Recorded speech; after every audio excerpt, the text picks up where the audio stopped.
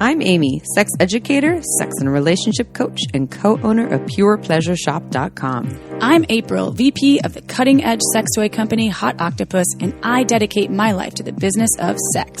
We are on a mission to teach you how to have hot sex, deep intimacy, and how to make your own rules for who you are as a sexual being. Welcome to the Shameless Sex Revolution. Want to learn more? Go to shamelesssex.com. And for 15% off of some of our favorite sex toys, use code SHAMELESSSEX at PurePleasureShop.com. You were listening to a pleasure podcast. For more from our sex podcast collective, visit pleasurepodcasts.com. Well, hello, everyone. Hey, everybody. Happy spring. Is it spring? Spring. Didn't that happen March 21st with the vernal equinox? I just feel very springy today. Me too. Get a little spring in my step. Me too. This episode, repeat guest, third time. They're all a charm, but third time's a charm. But Willow Brown, but now Dr. Willow Brown. I always thought she was a doctor the whole time. She said she was working on it. It was a work in progress last time she was here. And then she spent the year of COVID finishing her doctorate. So she was like, COVID was good for me. yeah, it's a great time to do that. She got to hunker down and get her doctorate and write a book. Woohoo! Sex as medicine. In this episode we talk about kidney gasms, adrenal gland Liver gasms? liver gasms. The pineal gland. Wait, is it the pineal? No, pineal gland. You messed her up in it when you were saying. I did, and then she kept saying the peniceal gland. No, pineal. I know. I'm just kidding. Oh, now penis, I'm just the penis. Now I'm an 8-year-old. The pen 15 gland. Pen 15 gland. There's really valuable information here, though, and she brings in a lot of Eastern medicine practices into sexuality, whether it's enhancing orgasm, whether it's understanding your body's cycles, your emotions, how it's all related. And she's a great speaker, and it's live, actually, so our audio hopefully is actually pretty decent. So Amy's like, wait, I forgot to press record. I forgot what live was like. I know, me too. We haven't done an in-person I just see recording. You all the time. Just you and I. I love and you, though. I think the last one we did was Kyle Tierman, right when COVID forever ago, began. That was over a year ago. Yeah. So that was refreshing to be in person with another human in the sexuality field. So stay tuned. You will learn more. April will read the bio. Let's just dive right into the sex question. Are you ready, Chip? Dive in there. I think we got this last week, and I felt like we needed to read it right away because the title just really spoke to me. It's called Vulva Rejected. I am a married vulva owner who has been sexually awakened within the past 5 months. I love my pussy. My husband and I had a discussion last night leading me to ask him if he finds my pussy or any pussy pretty. His response hurt me. He said, I don't find any of them, pussies, attractive. I just know which ones are ugly, and yours is not ugly. He also does not touch it, or not look at it, touch it, lick, or kiss my pussy. Yes, I've told him what I need and what I want regarding our sex life. He nods along, but nothing changes. I know for a fact that my pussy is gorgeous, soft, and smells delicious. Why doesn't my husband of 8 years love it? He certainly loves to stick his penis in it, though. Any advice would be great. Thank you. Wow. Yeah. Damn it is that's right. Yeah. That's my advice. Damn it. I know. Well, then the last part too, like you enjoy sticking your cock in my beautiful pussy, but you don't think it's beautiful. You don't really like licking it or touching it or looking at it, but you get a lot of pleasure out of it. And I can see how that could feel really hurtful, that there's this part of your body that isn't being honored or adored and celebrated to its fullest capacity, and yet is sharing or giving pleasure to someone who is enjoying it.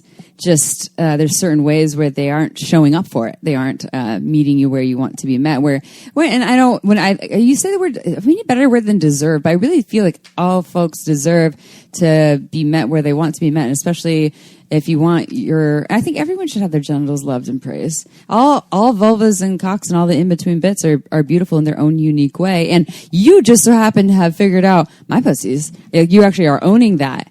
And yet you have a partner that isn't on board. Now, they're not saying it's terrible. They're just not getting on board for how you feel about it, and also just what you deserve. So you've had the conversations with them. My question that comes to mind is, I have this automatic curiosity about him, and you can't be his therapist. So how do you do this without trying to become his therapist? is to get inquisitive about that. So what about pussies in general do you not really find attractive? You clearly enjoy them, but what about the aesthetics of pussies in general are you not that attracted to? And why is that? Did you have some experiences in the past that shaped that? Was it the porn that you watched? Do you think that pussy should look a certain way? Because maybe he's never really checked in with himself about the why. He just goes with this instant feeling of whatever. This is not, I don't know. And granted, I don't know, in his defense, I don't think mainstream society thinks pussies are beautiful. I do. But I don't think that the education, I mean, even the words for them like vulva and vagina are just very kind of, blah, blah, blah. And so I don't think that there's a lot of information out there about like, wow, look how beautiful they are in their unique ways of appearing and of developing. So yeah, I would get more, and also I would share more of the feelings with him. So you're sharing the needs and wants, but also the feelings of, how does it feel when your partner, doesn't find your pussy, not only doesn't find it attractive, but also when you ask for these wants for touch and various things and they don't show up for it, and sharing that with him. Again, not like a blamey finger pointing, you're a terrible person, but more so hey, so when I make these requests for more of X, Y, and Z, and you nod and maybe you say yes, and then it doesn't really seem to happen. I'm really curious about that, and here's how I feel when that happens. Like I feel a sadness, or I feel shame, or I feel like maybe there's something wrong with me for you to not be interested in touching my pussy. Sorry, April just flagged me to not throw the ball for her dog, and I did. Sorry, bad mom, bad stepmom. So more along those lines, getting curious, with him.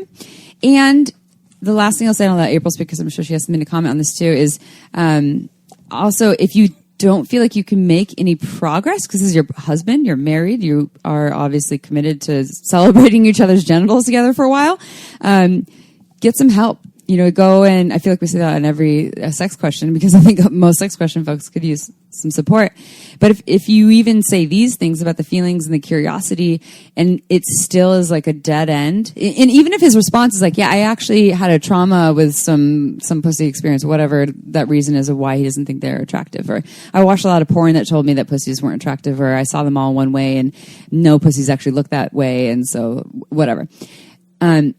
There still is like, okay, what do you do with that? So that's why support can be really helpful, because this is something that he can potentially learn, or all of us can learn, how to look at something. Maybe we don't think it's like the most like perfectly beautiful, delicate flower, but we can find beauty in most things, or sacredness, or something. Or I'll stop talking. What do you think? It's also part of our bodies, so it's important to honor parts of our bodies, and it's and your partner's body, and it's this part of your body that you'll always have, and it can change and look different.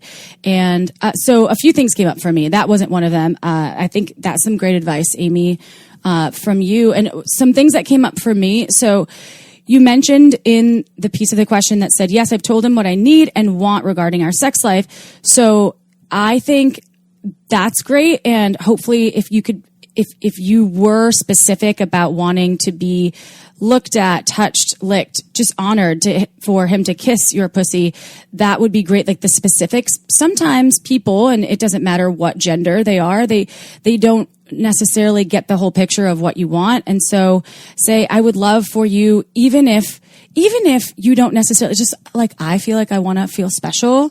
Even if you don't feel like I'm super fucking special, you tell me that. And it's not a lie necessarily, but since you know it's really important to me. So if you really want him to say something like your pussy is magic, or I love the smell of your pussy, I love looking at it, get specific about what you really want. And then the other thing is that I thought about, because our genitals are so spectacularly unique, each one of us, what about, there's these beautiful, Liberator makes them, and I had one, and it's awesome. You can paint your genitals. You put non-toxic paint, and there's a canvas, and you can have sex on it and make this very unique portrait of either with your genitals on there, or whatever your sexual experience was with a partner or solo, and sort of putting that up somewhere to honor your bodies together or separately, whatever that looks like for you or this person.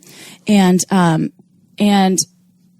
then I think that one other piece that came up that I think would be kind of helpful as well. There's the Clona Willy. Oh yeah, Clona Willy and Clona Pussy.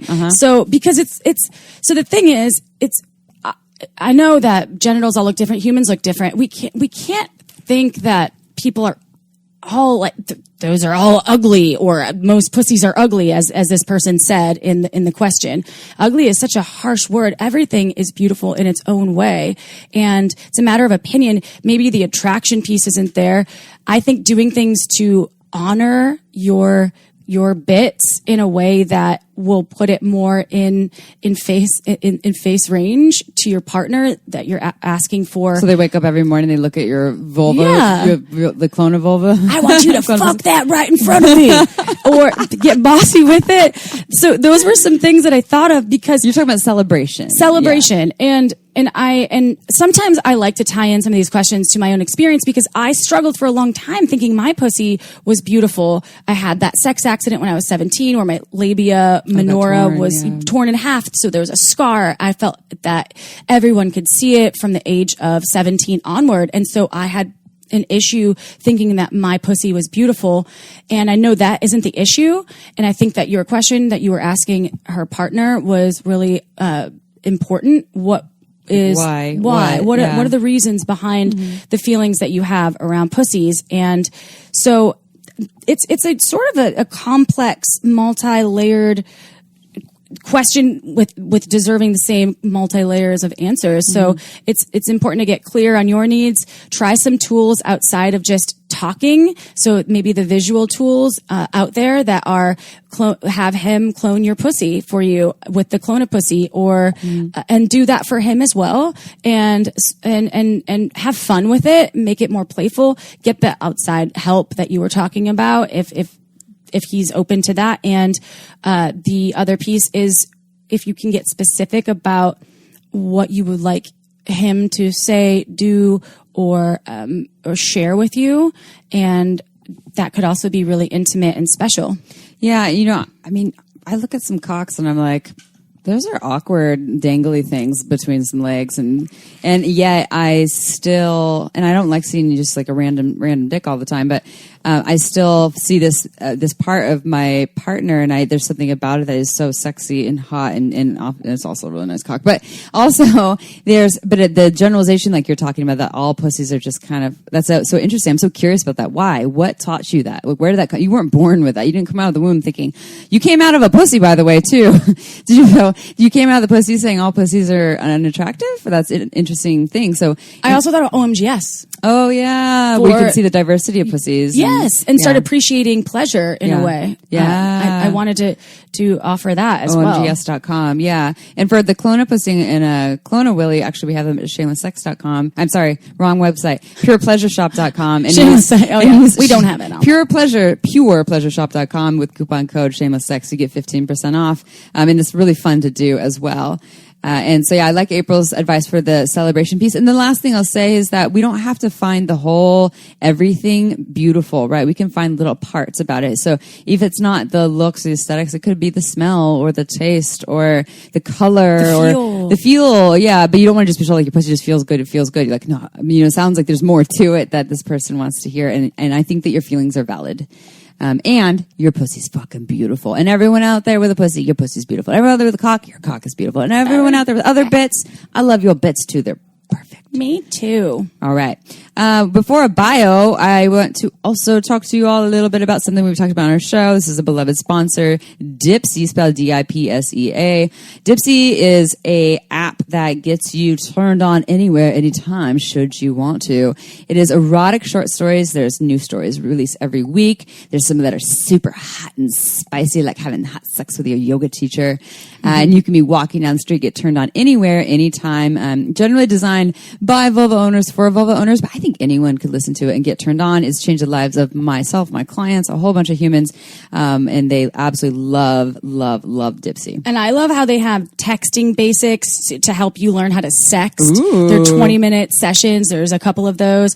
There's talking about love languages. You can do there's sleep aids, so you can listen to sleep stories. They're not really erotic. There's also soundscapes to help you fall asleep. So not only are you getting something that can turn you on, you can also get, I have to listen to something. Turn you down. You can, turn it down sometimes. So for our listeners of this show, which is Shameless Sex, my favorite podcast with Amy, Dipsy is offering a 30-day free trial when you go to dipsystories.com/shameless. That's 30 days free when you go to dipseastories.com/shameless. dipsystories.com/shameless. All right. Are you ready for the bio? Yeah. So, Dr. Willow Brown holds a doctorate in Chinese medicine, blending ancient Taoist philosophy with sexual and spiritual practices that ignite the soul's true calling. She is devoted to the sexual healing of humanity and works to promote and open receptive pleasure pathways in each person she works with. Willow works with her clients and patients on every level: physical, spiritual, emotional, sexual, and physiological. Psychological. Oops. And psychological. Hey, but it's, physiological. Physiological might be in there too. You will not find a more holistic approach to a long and happy, healthy life. To learn more, visit Dr. Willow Brown. That's DrWillowBrown.com. All right. It's time for the interview.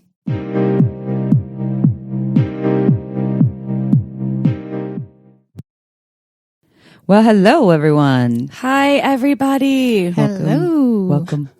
Oh, wait. There's three of us. We're starting this in a funny way because we're actually in person. I know. This is the weird. first time we've had an in-person podcast in ages. Since the last time I was here, maybe. Probably. You're like our last Maybe. in-person podcast. We had one with Kyle Tierman, I think, after. It was like 1 week into the pandemic. Was there COVID? No. When no. Was there Okay. the COVID? Yeah. Was there the COVID? The last time you were on our show? Oh, okay.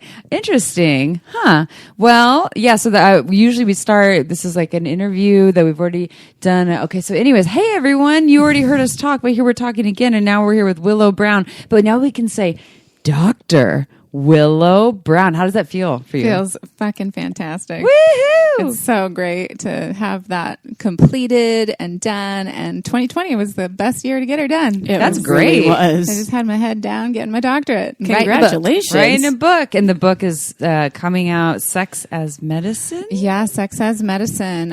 Coming out while I just finished the writing about a week ago. So now I'm editing. And when it comes out, we'll still be in the mysteries. I don't know yet. Oh, yeah, the ETA is unknown. Yeah, we got to get it into some publishing houses and see what we get. I like sex as medicine.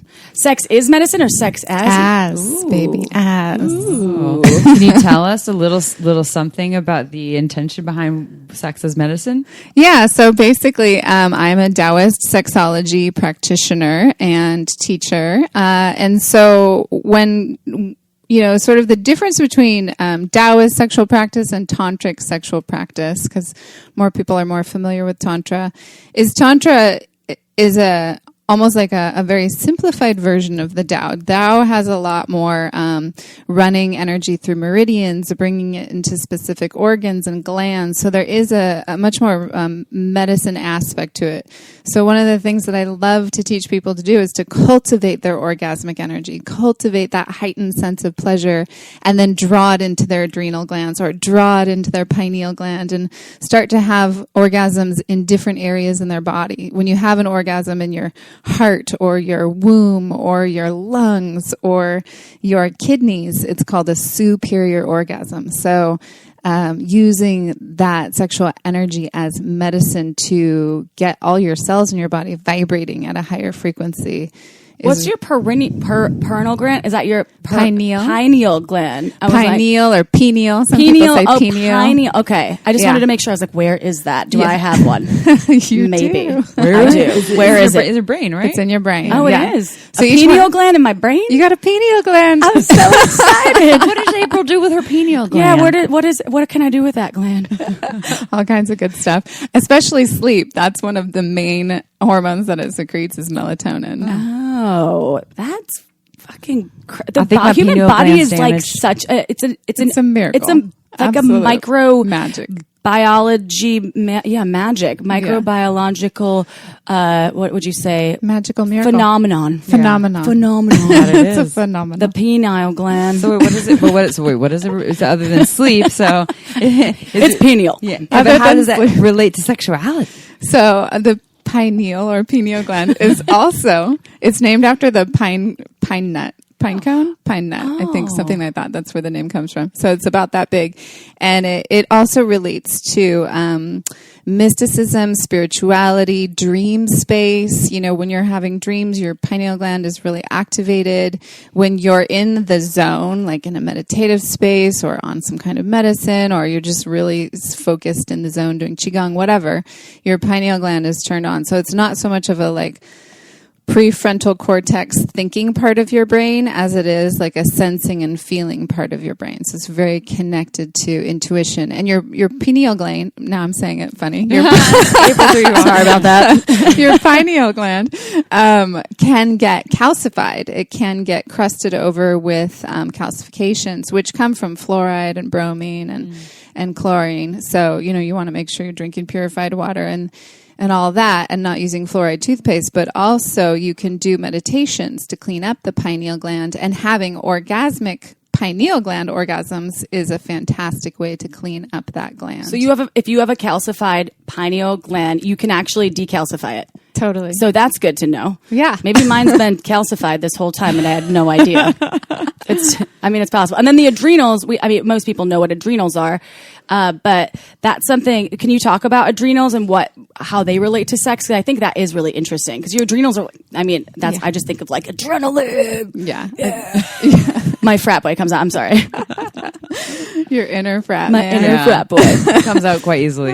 So the adrenal glands really are the foundation of sexuality, and especially when you're looking at it from a Taoist perspective, because your sexual energy, which is called Jing Qi, Jing, Jing Qi, is stored in your adrenal glands. So that's the storehouse for sexual essence. And when your adrenals are constantly pumping out cortisol, the stress hormone, then they're getting squeezed and shriveled and dehydrated. They turn into little dried up raisins, and then people wonder why their libido is low. So you want to plump up and juice up that adrenal gland, and there's plenty of herbs and diet and all of that, meditations, things to do, but also just drawing sexual energy to the gland is probably one of the most powerful ways that you can augment that storehouse of sexual energy in your body. Is this a visualization drawing where you're pulling the energy up from your genitals to your adrenal glands? Yeah, exactly. Where are my adrenal glands again? I'm trying it right now. Yeah. So they're right on top of your kidneys. Your kidneys are in your lower back, and your adrenal glands are about the size of a walnut, and they've got an inner medulla, like an inner seed. You can think of an egg with the egg white inside, and then the shell is the outer cortex. So adrenal cortex, and the adrenal cortex has 3 rings. And so then we've got basically 4 different layers to the adrenal gland, and it's sitting on top of the kidney organ. So, I've taught with you guys before, and I teach in almost all my interviews, is the turtle breathing, right? Mm-hmm. So imagining you have that turtle shell on your lower back, and as you inhale, you push that shell behind you. And then as you exhale, the shell comes back toward your spine. And that's how you can start to create more space for the adrenal glands. And then when you're getting close to an orgasmic peak, you can squeeze your perineum and turtle breathe at the same time. Whoa. And boom, you're having an adrenal gland orgasm. Oh. And the medulla oblongata? Do you remember that from Wayne's World? Was that Wayne's World? We're in a whole different direction. She just wants to say big words. I just want to say big words all day today. I just feel so smart right now. She's really smart. Flexing my adrenal glands right now. That's right. This is total side note. So you're saying that's an adrenal. So when you say you can have an adrenal gland orgasm or a kidney orgasm, it's through the power of breath and charging up your energy elsewhere, and then channeling and bringing that energy to those areas of the body. Yes, is kind of like the heady version of what you're exactly. Yeah. Okay. Interesting. So what would be a benefit of having an adrenal or a kidney orgasm? Well, it would augment your sexual energy for one. So a lot of times when you're having an orgasm, you just kind of have it out. It goes out of your body. Yeah. This is a way to draw it back into your body. So it's like you're recycling, but also adding to. So you can think about your sexual essence and your sexual energy as like a bank account. You don't want to drain that bank account. You want to keep adding to it. You want to build it up. And, they have all these Chinese herbs like you've probably heard of the Lu Rong is the deer antler stuff. That's a great one to augment that sexual energy and build that bank account. But really the best thing you can do is just draw your orgasms into your kidneys. And when you do have one of those, it's called a superior orgasm for a reason, because it's super superior. How can you tell if you've had one? How do you know? Yeah, you kind of have to just trust that you did. So it does take some practice. And usually what I'll tell people to do is draw about 3 or 4 rounds of orgasmic, like when you're getting close to the edge of an orgasm, before you have the full expression, pause, do your turtle breath, bring it up, and then work your way back up again and do another one, and work your way back up again and do 3 of those. And then when you're ready to have the final expression of the orgasm, go for it, have it, and also kind of while, during, and after you're having it, draw it to your adrenals, and you'll feel like this pulsing. You get that with a vaginal orgasm, the walls of the vagina pulse, so you can have that same kind of sensation in the adrenals, in the lower back. And you might not be able to know exactly. Some people, for me, I'm just like I think about it and I feel it, but not everyone's like that, and that's okay. So you might have to just pretend that you're having one for a little while until you're sure that you are. I feel like I need to have a liver orgasm. Yeah, you can have a liver orgasm. I feel like my liver needs some love. Probably a great idea. As we sip on this wine. Yeah, well, that's what I mean. I'm like, my liver might need a little bit. Well, I think that's really interesting to think about. Actually, we were having a conversation about a specific sex educator who talks about a hierarchy of orgasm in a kind of in a different way. And in the way you're speaking, you're saying superior, meaning you're saying superior, meaning it actually really just feels better. Like there's more to it, or it's more substance. More substance. Mm-hmm. Okay. So does that depend on the human, though? I mean, that's one thing with orgasms. It's hard to say if every human will experience the same thing, right? Right. Yeah, it's going to be superior for you. It's your own experience. Okay. Yeah. So it's different for you. So it's not necessarily like a hierarchy thing. It's just that there often is just more sensation, more feeling. It's not this quick, 3-second superficial. What was that? That felt kind of good, but I don't really know what that was. Yeah, totally. Now I'm just craving more, which often I think people identify orgasm as. Yeah. And then the other thing I think you'll know it's superior is if you feel more vital afterwards. Like you feel, you know how when you look at a wilted plant, you're like, well, that plant needs some water. You give it a glass of water and like 15 minutes later, it's like, here I am, the leaves perk up. That's how you feel. I like that. Too. So there's actually it reminds me of what Barbara Correllis, who wrote Urban Tantra, said, when she was defining orgasm as an experience that transforms you, and maybe there was a little more to it in the way she defined it. Referring to all orgasms. She was, because she wanted to broaden orgasm beyond just this general contraction thing, which you're doing too, because a lot of people have orgasms that are not involving their genitals, and that's limiting because some folks have spinal cord injuries, etc.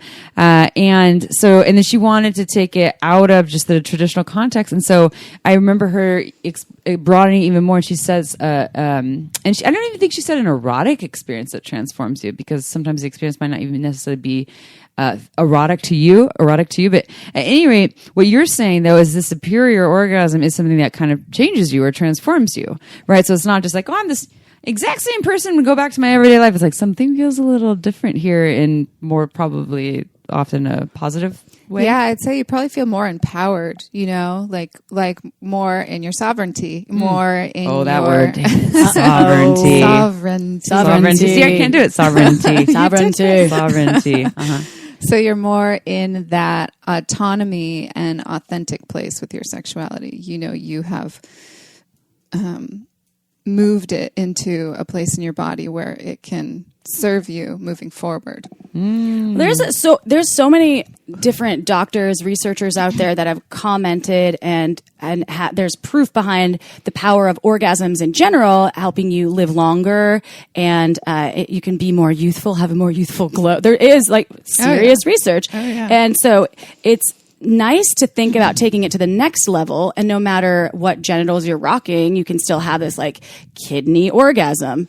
And I think that it's kind of an orgasmic goal in my brain now, because when you were first on the show, we talked about cervical orgasms, I believe, and we talked about this gyrating, intense orgasm. And so I had a goal after that. I was like, I want to experience this. I want some witchcraft. And orgasm. I did. And because I hadn't yet, and because maybe I wasn't aware or mindfully challenging myself during sex, and not in a way that I was disappointed if it didn't happen, but I would focus in on that energy to the places that I wanted it to go. So I think this is a new objective for me now. Liver. Go for the liver. I'm going to go for that liver. Yeah. I'm going to decalcify my penile gland. Livegasm. Yeah, livegasm. And the kidneygasm is just called a kidneygasm. We're not going for a kidgasm. Okay, so anyways, let's talk about you earlier. You had mentioned some key points, not while we were recording, so. If you can do two things, number one, share just like a really quick overview. What is Taoism, a Taoist approach to sex? And what does that mean? And for listeners, I think I saw it was episode 47 was your first one with us about Taoist sex, and Taoist is spelled with a T, everyone. So just a little 101. And then you did mention something, not on air, about the 4 phases of the moon cycle and the 5 Chinese elements and how this is all related to sexuality. So without further ado, dive on in. Yes. Okay. So this is basically what's called the ancient wisdom approach, and it's the cool thing about this approach to sexuality is you can use it as an approach to everything in your life. It really translates to every sector of life, to health, to relationships, to home, to money, to everything. And so what it is, the ancient wisdom approach is a bridge between the cycles of the moon. Each cycle of the moon, there are 4 phases to the moon cycle, and each one of those 4 phases relates to one of the 4 seasons, right? So the new moon is relating to the winter phase. Then we go to the waxing moon. So from winter, we go to spring. Then we go into the full moon. So full moon is summer. Think like fullness of the moon, full expression of life, full playtime, summertime, right?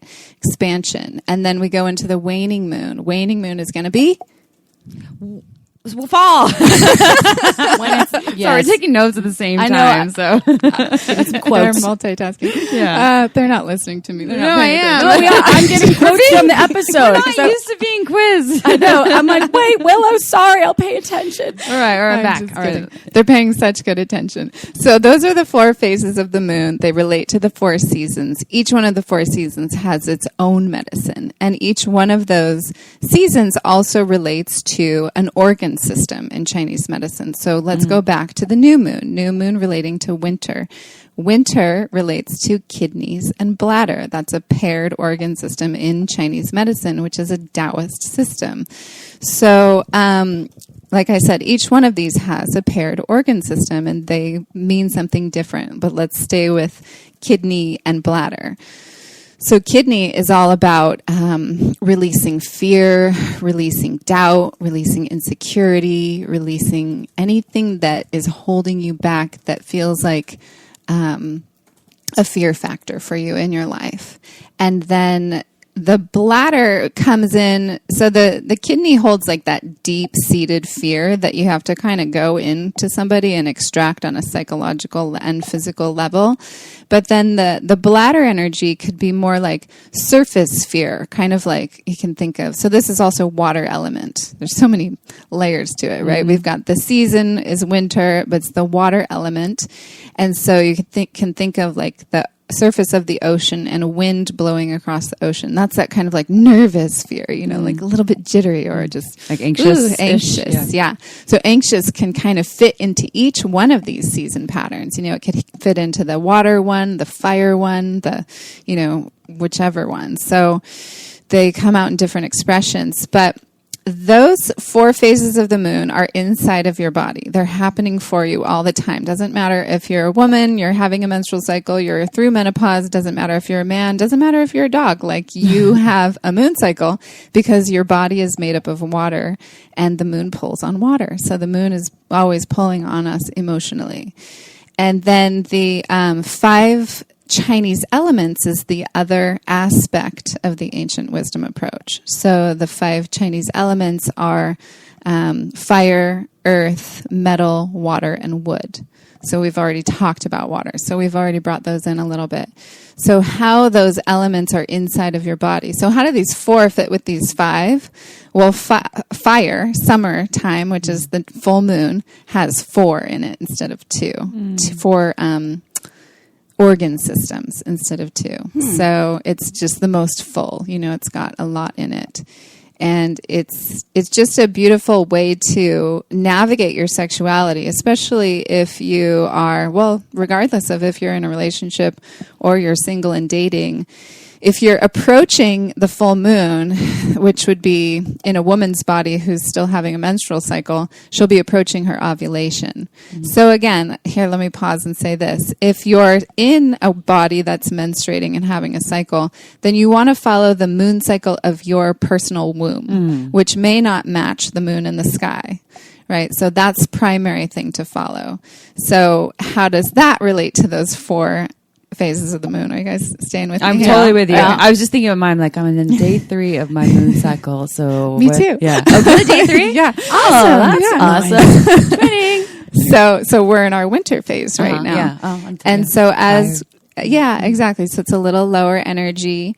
And so from that winter phase being on your period, then you go into the spring, which is like when your estrogen starts to rise and you're like, oh, okay, I'm coming out. I'm emerging. I want to talk to people. I want to go to parties. and not during COVID, but I want to go be social. I want to get some projects done. I want to be creative. And then right before the summer phase, which is the full moon in your womb, if you're following that cycle, is ovulation. So that's like really peak creativity time, right? That's the time you would create a baby, new life. So that's the time to really get those creative projects going and just start to be a lot more playful and have a good time. Then after that summer phase, you want to start to think about like fall. Fall is about, okay, it's time to start letting go. And this is when people get PMS, right? Because they're still packing on their plate and like doing everything that they think they need to do instead of starting to be like, oh, I don't really need to do that, or I don't really need to go to that event, or I don't really need to call that person back. I'm just going to start letting things go. So when you use that fall phase, I think the fall phase is the most important because it's the one of clearing and letting go. When you take the time to clear and let go, then you have the space you need during the winter phase to recalibrate to who you are now, because we're always evolving and changing, especially month after month after month, and then from that winter phase of being like, okay, this is who I am now. I've taken some time to go inside to recalibrate to that truth. Sovereignty, right? Sovereignty. Then the spring can come forward very easily and effortlessly instead of like, I've got to create something. I don't know what I'm going to create. It's instead of having to work so hard to create what you're creating, it will come very naturally and effortlessly from that spaciousness that you just sat in. Have you ever, I'm wondering when you're talking about this, because I've never correlated all of these things in my cycle of being, a woman and menstruating and whatnot. But I always feel like there's a time where I feel like I look in the mirror and I'm like, I am so gorgeous. My skin's glowing. I look so, it's gotta be. Yeah. And then there's times where I'm like, ew, I do not want to look at myself right now. I feel like so, and that's probably the winter phase. I am in the winter phase. And then springtime, I'm like, well, yeah, it's feeling pretty good. And then fall, I'm like, oh my God, I don't want to. So I wonder, not that it all relates to looks, but how I feel too. Yeah. And I probably look no different to anyone else, but to myself. But the studies, don't they actually show that more affairs and cheating actually happen when people are in ovulation phase? In that summer phase? Or there's like more flirtation or more desire to flirt. Sometimes when I'm on my period, I feel like I get hit on more and I'm like, whoa, now that's they're coming out of the woodwork. That's true too, because of pheromones. Yeah. Pheromones are Like they these smell it on me. external hormones. Yeah. And the men can sense that from a mile away. I try to put on more perfume. Yeah. Maybe this will block the shield. I'm going to shield it. Then that's the perfect word, shield, because there is also this, when you're in your winter phase, there's less protection around you, right? The veil is thinner. It's that winter inner time. So that's why staying a little bit more in your own personal space is going to be better for you during that. I have to admit something in here. I have never once, like the other day, so April and I were going to a workout class on Sunday morning. It was outdoor one, everyone. We were being COVID friendly. And I just started my cycle that morning, and I like to use the word bleeding. So if you're not down to hear about menstrual cycles, sorry, but I just say bleeding. And so I'm like, I instead of moon cycle or menstrual period, Instead I say of I'm bleeding. Hippie shit. In the hippie shit, I say I'm bleeding. And I started bleeding in the morning, and it was really heavy right away.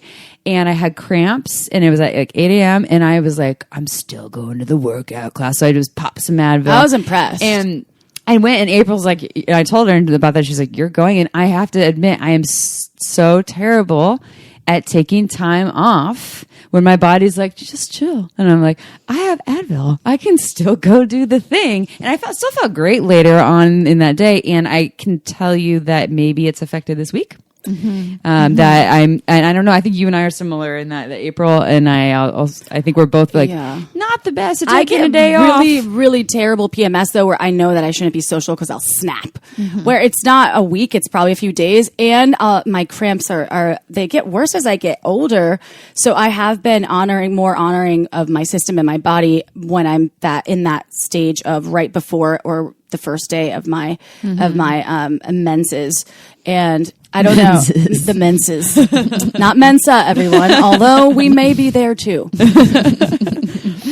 Yeah, absolutely. I think, that fall phase, that PMS, that week before you bleed, like I said, is going to be, that's if you take the time to clear your plate more that week, you will have less cramps. You also clear alcohol and sugar and caffeine.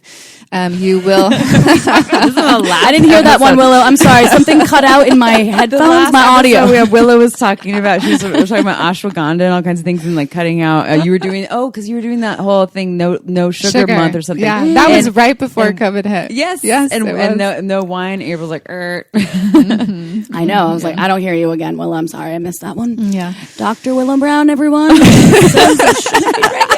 She knows what's up, though. She does. I'll probably feel way better if I actually listen. She's right. It's just like, yeah, well, that's good. Sugar I'm not super bad with, but wine, there's sugar in wine. So there you go. Yeah. There you go. Yeah. Well, so we have a lot of people who, when they quit drinking alcohol, they just crave a bunch of sugar. Yeah. That's right. We're covered, so. Yeah, I won't go into sugar and cutting that out because I know you guys don't want to hear about it. It was on the last episode, everyone. You go look up Willow Brown. Yeah, it's all in there. But yeah, and then so that fall phase and then taking, if you can, just like you could still go to the workout class. You could just do it with that mindset of like, I'm in my red tent, I'm having a couple days of like, I'm not going to push quite as hard, Yeah. You might even wear something red to remind yourself. I like that. And in relation to sex, so these phases, and I'm assuming this is mostly, we're talking about a lot of vulva owners more than penis owners with these phases, or although I'm sure penis owners have. It works for penis owners too. It really does. I've had men track their cycle and they're like, oh yeah, the full moon, I'm PMS so much more. Oh yeah, for sure. How do they figure that out within themselves since they don't have? They just watch the moon in the sky. So anyone who doesn't have a womb moon cycle just follows the moon in the sky. Menopause, men, children, dogs. Oh, interesting. Anyone who doesn't have a womb moon cycle. Dogs, not cats. Cats too. Okay. Fish. Okay. Anything that has water fluid in their body. Oh, interesting. It's just it's like a compass. That's trees, plants, right? Yeah. We look at the moon cycle for planting and farming and everything. So we are really no different than plants. I think there's like one tiny genetic structure that's different between humans and plants. So I'm not surprised. It's amazing. I feel like we're all one. So bringing it back to sex, though, because I started asking that question and we got a little sidetracked for a second because that is really cool. So when you're in that phase, and I think you mentioned it a little bit, when you're feeling that summer phase and the full moon phase, honoring your sexuality and tapping into that, can the orgasms just be felt more deeply, or more? Are they energetically more stimulating, or can that happen throughout all the phases? What do you think? Yeah, so orgasms are going to be different at different times of your phases because your hormone levels are different at those different times. So when your estrogen is on its way up and right before that ovulation, you're going to have a lot more jing-chi, a lot more energy to have epic orgasms. Right before you start your period, you are when day one of your period is kind of like all your hormones drop back down to baseline. So it's a reset point. Right before day one, you're full. Like you've got a lot of estrogen, a lot of progesterone, everything's in there. That's another reason why that fall phase, you're already at maximum capacity internally. So when somebody's like, can you do this one more thing for me? You snap. You're like, no, I cannot. I have no more space inside of me. So, where was I going with this? Well, I feel that. I'm the snapping. Damn it. Oh, just the orgasms. Being different phases like of tapping orgasms. it. Different types of the times of the month. You'll have different orgasms. That makes sense. I can't speak orgasmic potential. Orgasmic sovereignty. Sovereignty. So that fall phase is, orgasms during that time, like you're probably going to need a lot more foreplay, a lot more build up, a lot more time to get activated. Whereas if you're right at your ovulation, a quickie will do.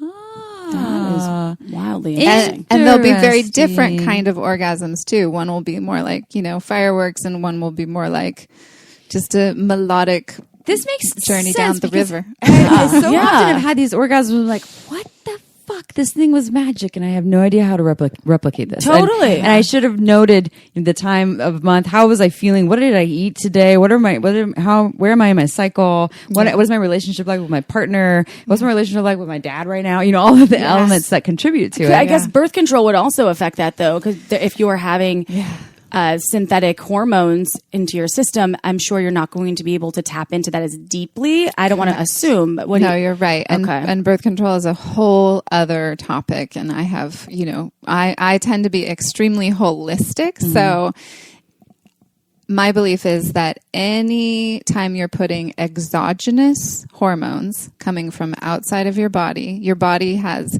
endogenous hormones, meaning your ovaries naturally make estrogen and progesterone and testosterone. Those are endogenous inside of you.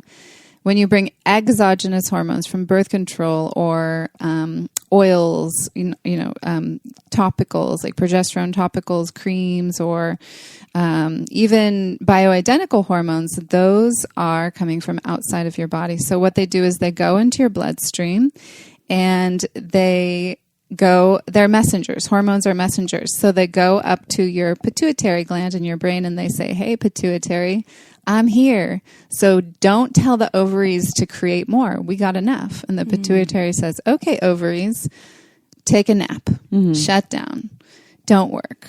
And so over a long period of time, exogenous hormones can be helpful like jumper cables for a short period of time. But then you want to get your glands working again, even through perimenopause and menopause. And I have women coming to me all the time who've been on birth control for 30 years and they're in their 50s. I'm like, why are you still on birth control? It's because they're afraid to go off it. You get so dependent on it. Because they're afraid their body's changing. It's not even related to protecting against pregnancy anymore. Exactly. Yeah. They get so dependent on those exogenous hormones. They're afraid of what will happen when they go off of it. And guess what we do? Number one thing when I start working with someone who's got a lot of hormonal stuff is clean the kidney, liver. Oh, the liver. Okay, time for a quick break. This podcast was made possible by Uberlube.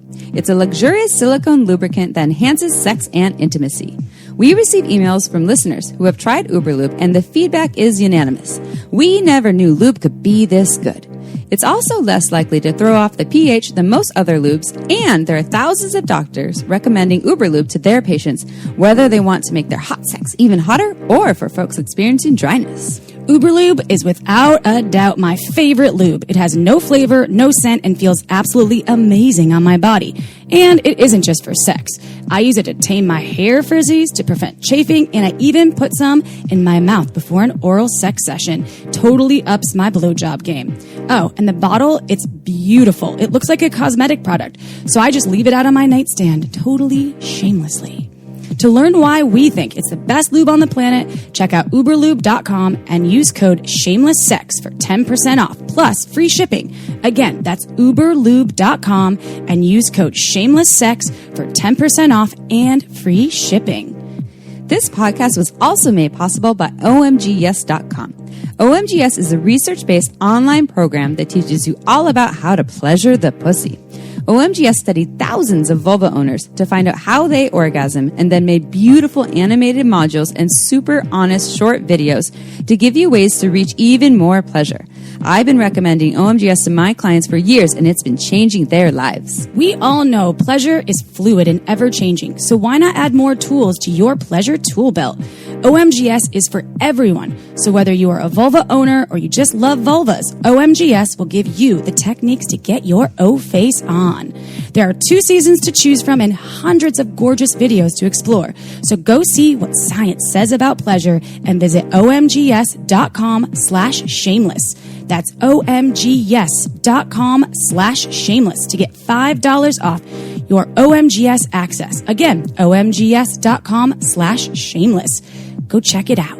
Now back to the show. I just went to a Western doctor for my annual exam for the first time in 3 years. I go every 3 years, whatever. I was shocked by how much she wanted to push birth control on me. Interesting. And she kind of got a little tiffy with me, was kind of giving me some tood. And I said, look, I've taken all sorts of birth control over the course of my life and I've never felt better.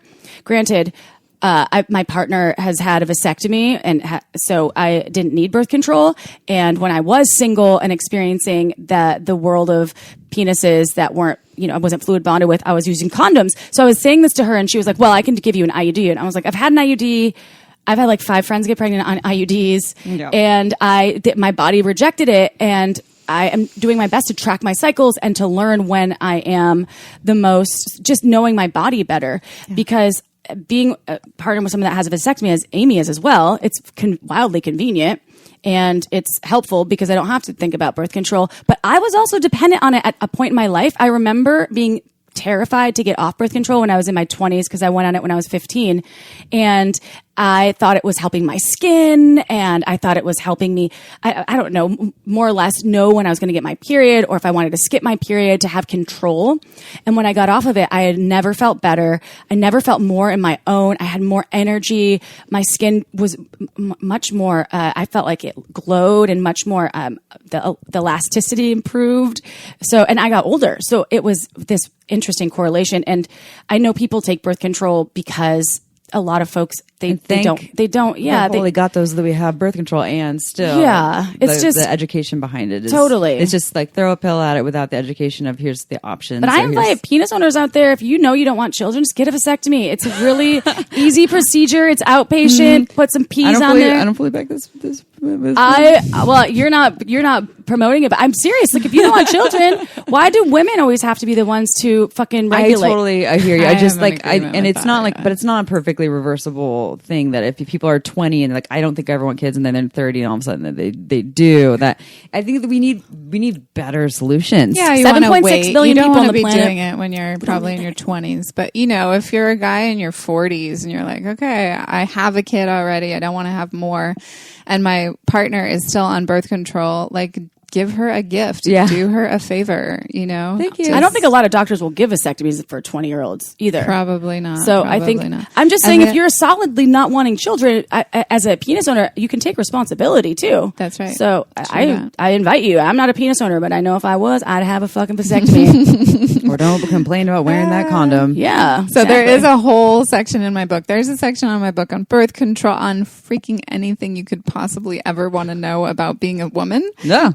So all women out there who are women should definitely want to read this book, and all the men who want to understand women better. So all the smart men out there are going to want to read this book. Yeah, as well. I love how you said all the smart men, because they're like, if someone's like, yeah, no, I got women figured out, like, yeah, so we're going to say that you should probably read this book. Yeah.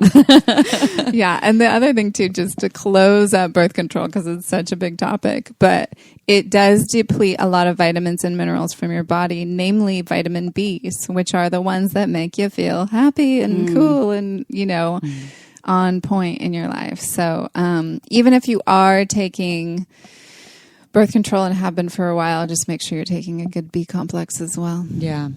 I think that's, but we've had multiple people come and talk about birth control. Actually, we have some of their books here. Jolene Brighton. Yeah, Beyond the Pill. This is your brain on birth control. Yes. Coming from approaches where they're grateful for birth control. They're not anti-birth control. And I'm not anti-birth control either. No, but it's just that what you're place. saying with Western medicine. I'm also not anti-Western medicine. Western medicine has saved my life many times in various ways. And it's unfortunate when there isn't the knowledge behind it or the education, I guess. And it's just like this, well, just throw a pill or just because I said so. And especially when it comes to sexuality in the Western medicine world, I have actually my nurse practitioner, who's our friend, who's been on our podcast before, she was here for the STI episode.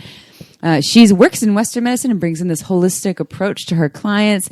I think she tells her patients, listen to Shameless Sex, I'm pretty sure. And I'm like, yes, this is who these are, like these humans in Western medicine. Whereas a lot of other folks in Western medicine, I think a lot of the holistic stuff, they're like, oh, it's all woo-y, the science. We need the hard facts and the science. What's all this energy shit that Dr. Willow Brown is talking about? What a kidney-gasm. And there's so much available beyond what you can learn in a PhD program. Yeah. There's so much beyond that. And Chinese medicine is thousands of years old. That's why it's the ancient. Exactly. wisdom. So perhaps it was there for a reason for thousands of years. Yeah, exactly. So just saying. Yeah, 100%. Yeah, these are natural systems that are in your body, whether you're paying attention to them or not. I mean, this medicine is inside of you, regardless of if you give it consciousness or not. It's gonna work. It's gonna work for you, regardless. But if you start giving some attention and paying and learning about it and being the investigator, it's the sexology is being the observer of your own sexuality. And sexuality is when am I turned on, and what do I want sexually, and how can I ask for that? But it's also your hormones. I love that we just said about sexology being the observer of what's happening in your body, and that we have an opportunity here. I'll speak for myself. I would like to take this opportunity to listen to my body more, Shameless Sex listeners. So you have a workshop coming up. I'm sorry, not workshop, but online retreat coming up. So we talked about your book a little bit, Sex is Medicine, everyone, and we'll tell you how you can follow Dr. Willow Brown and learn more about when that is actually coming out. But we're releasing this, what is this, going to be mid-ish April 2021. May 1st of 2021, you have the Dreaming the Queen Awake online retreat. Can you tell us a little more about that? Yeah, so that's going to be really fun. Just a single day event on Beltane. Beltane, if you're not familiar with any of the Celtic holidays and traditions, is all about sexuality. It's all about playfulness and embodying the goddess or the god, depending on whatever you prefer to embody. And so Dreaming the Queen Awake is really an opportunity for you to come and explore where in your life are you sitting in your queendom? Like, where are you really owning your sovereignty, and then where are you missing the boat? Like, where could you use some support? Are you owning it in your career? Are you owning it in your finances? Are you owning it in your family, but you're missing it in sexuality? Okay, so we'll have workshops. We're going to have 6 different speakers speaking and doing, not just speaking, but like we're going to be doing embodiment stuff. So we'll be moving and dancing. We'll be doing Abhyanga. We've got Leah Piper is going to be speaking on Amrita and female ejaculation. Then we've got Talia Letzger is going to be speaking on Ayurvedic Abhyanga, which is full body oil massage and like really how to love yourself. So we'll be doing like activities. And then we've got Dr. Kiara Barr. She's going to be doing some drawing stuff with us. And then Claire Rumor is going to be so Kiara Barr and Claire Rumar are both kind of going to be guiding us through the shadow aspect of sexuality. So the unconscious, where are we not bringing consciousness to the light? So it'll be really a great opportunity to unravel some patterns that may have been playing out in your life so that you can start to change those patterns. And, changing patterns is really just changing synapses and changing perspectives in your brain. And then your life starts to look differently thereafter. Is this for vulva owners? It primarily? is. Okay. Good question. Yeah, vulva owning. I know plenty of queens that don't own a vulva. There you go. So Totally. I own a vulva and I need to be more of a queen. I think I could tap more into my queendom. You're a princess. Queendom. So yeah, it's going to be a really fun day. And then everything will be recorded. It is donation based. I think our lowest donation is $7 and goes all the way up to however much you can want to give. Oh, because you're donating proceeds too, But we're right? we're giving awesome. proceeds to Operation Underground Railroad, which is an organization that extracts children from sexual trafficking. So just some of the stories from this organization, are just so heart-wrenching and so beautiful and profound too, because when they put these young girls and boys into these aftercare homes, the way they find themselves back to loving themselves is just so deep and powerful. I want to go do relief work with them. That's a dream of mine. So, Wow. Willow tackling the Is world. that in the United States? The program exists, or is it global? Yeah, they do all over. It's global. So they do U.S. They do Haiti is where they started extracting children from orphanages where they were selling kids for $10,000 a pop. Oh my God. It's just disgusting. This man who put together this organization, Tim Ballard, he's profound. He was, I don't know, like in the Marines, or maybe not the Marines. I don't know. He worked for the U.S. government, but he had to quit his job. He has 6 kids and he quit his job to start this organization. Now it's just like this huge organization. I think they've been around for 8 or 9 years. Wow. But they're one of my primary chosen donation things. And it's always fun to do an event, like a fundraiser type of event, because, I'm promoting for them. It's great. I'm promoting for me too and all these other people. It's, it's a way to get the community built, but it's also, I'm promoting to save these And how can folks lives. sign up for that? We've got a sales page, a landing page where they can sign up. So And that'll be in the show notes. That will be a link there. So, but is it on directly from your website too? It's on my website. So if you go to drwillowbrown.com, there will be right at the top of the page, there's sort of a banner you can click. That's awesome. Even if you can't attend, just donating, right, is incredible. Totally. $7 minimum or whatever you can afford. I will throw some money at that. And then for people, so by going to doctor, it's DR, doctor, not It's DR. Okay, doctor. Yes. And then was there a newsletter list? Like your book won't be out for a while, so how can they actually hear about it when it happens? Yeah, so you can sign. There's a newsletter list, of course, on the website. And then if you do, sign up and want to donate and come to Dreaming the Queen Awake, then you'll be on the mailing list that way as well. And you often have free offerings and little videos here and there and all kinds of things. Yeah, lots of content. So at the very least, go check Willow Brown, drwillowbrown.com out, and you can get all kinds of free education and also maybe support some really good causes too, and maybe even work with Willow. And then your work that you do, one last piece. I know you work with people one-on-one. Do you do that online as well?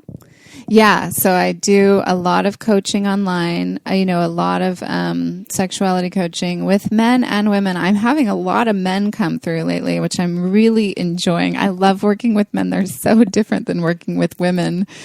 And it's just so much more of a direct situation with the men. It's fun. And then, I've been getting into these pattern types, which we probably won't have time to go into today, but these sort of original wound pattern types, which are based on Wilhelm Reich's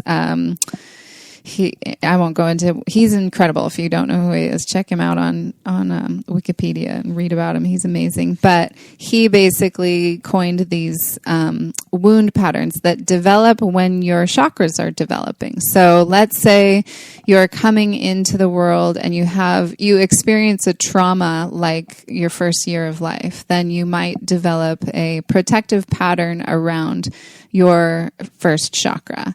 So that would give you the pattern of being someone who flees. Like a situation's too much, I'm out of here, leaving pattern, you know. Or later on down the line, maybe you're 3 or 4 years old and you develop, you experience a trauma, which may not even seem like a trauma to the outside world, but you experience as a trauma. And so then the solar plexus gets a wound to it, gets a damage to it. So then you might develop the protective pattern of being someone who endures, you know, the enduring pattern. Like, I'm going to stick it out. I'm going to hunker down.